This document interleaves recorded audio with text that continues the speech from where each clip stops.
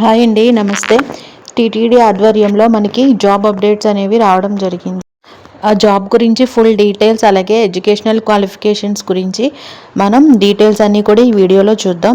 కాన్సెప్ట్లోకి వెళ్ళే ముందు నా వీడియోస్ అన్నీ మీకు నచ్చినట్లయితే ప్లీజ్ సబ్స్క్రైబ్ చేయండి. అలాగే ఈ వీడియోస్ని లైక్ చేసి షేర్ చేయడం ద్వారా ఈ వీడియోస్ అవసరమైన వాళ్ళకి రీచ్ అవ్వడం జరుగుతుంది. Please like, share and subscribe.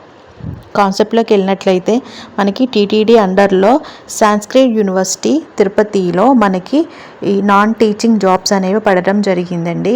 దీనికి ఎడ్యుకేషనల్ క్వాలిఫికేషన్స్ వచ్చేసి 10th, 12th అండ్ డిగ్రీ, ఇవన్నీ జాబ్ బేస్ చేసుకొని క్వాలిఫికేషన్ అనేవి చేంజ్ అవుతూ ఉన్నాయి. అలాగే ఏజ్ లిమిట్ వచ్చేసి 18 to 57 ఇయర్స్ మధ్యలో ఉన్న ఎవరైనా సరే దీనికి అప్లై చేసుకోవచ్చు. అండ్ దీనికి లాస్ట్ డేట్ వచ్చేసి November 30, 2025 లోపు మీరు అప్లై చేసుకోవాల్సి వస్తుంది.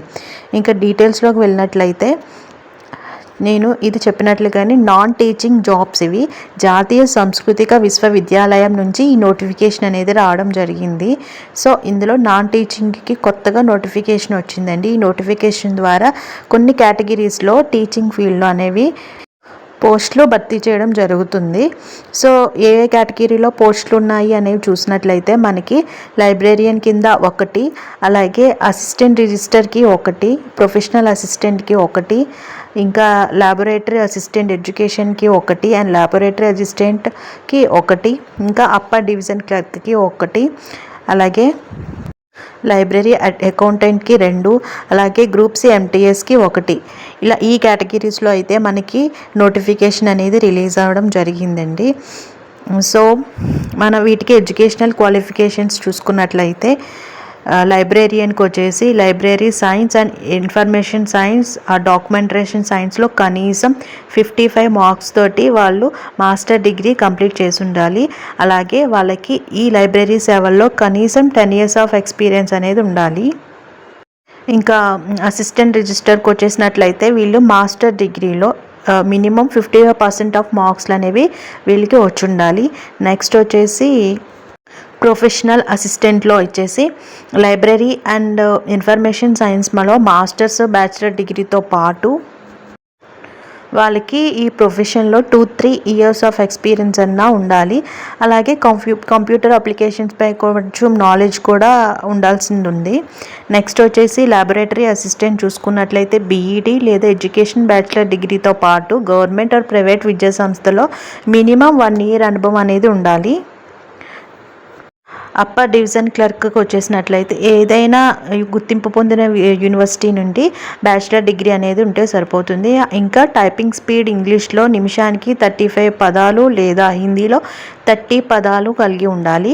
కంప్యూటర్ ఆపరేటింగ్లో మినిమం నాలెడ్జ్ అనేది ఉండాలి. నెక్స్ట్ వచ్చేసి లైబ్రరీ అకౌంటెంట్కి వచ్చేసి 10+2 లేదా తత్సమాన అర్హతతో పాటు 1 year మినిమం దీనికి రిలేటెడ్ ఎక్స్పీరియన్స్ అని ఉండాలి. నెక్స్ట్ గ్రూప్ సి ఎంటీఎస్కి 10th లేదా ఐటీఐలో ఉత్తీర్ణత కలిగిన సభ్యులు ఎవరైనా సరే దీనికి దరఖాస్తు చేసుకోవచ్చు. ఇంకా ఏజ్ లిమిట్కి వచ్చేసినట్లయితే పోస్ట్ని బట్టి మనకి 18 నుంచి 57 సంవత్సరాల మధ్యలో ఉన్న ఎవరైనా సరే దీనికి అప్లై చేసుకోవచ్చు. అప్లికేషన్ ఫీ వచ్చేసి యూఆర్ అండ్ ఓబీసీ, అలాగే ఈడబ్ల్యూఎస్ అండ్ జెంట్స్కి వచ్చేసి 800 రూపీస్. ఇంకా ఎస్సీ, ఎస్టీ, పీడబ్ల్యూబీడీ, అలాగే మహిళా అభ్యర్థులకు వచ్చేసి ఎటువంటి ఫీజు ఇక్కడ కట్టాల్సిన అవసరం లేదండి.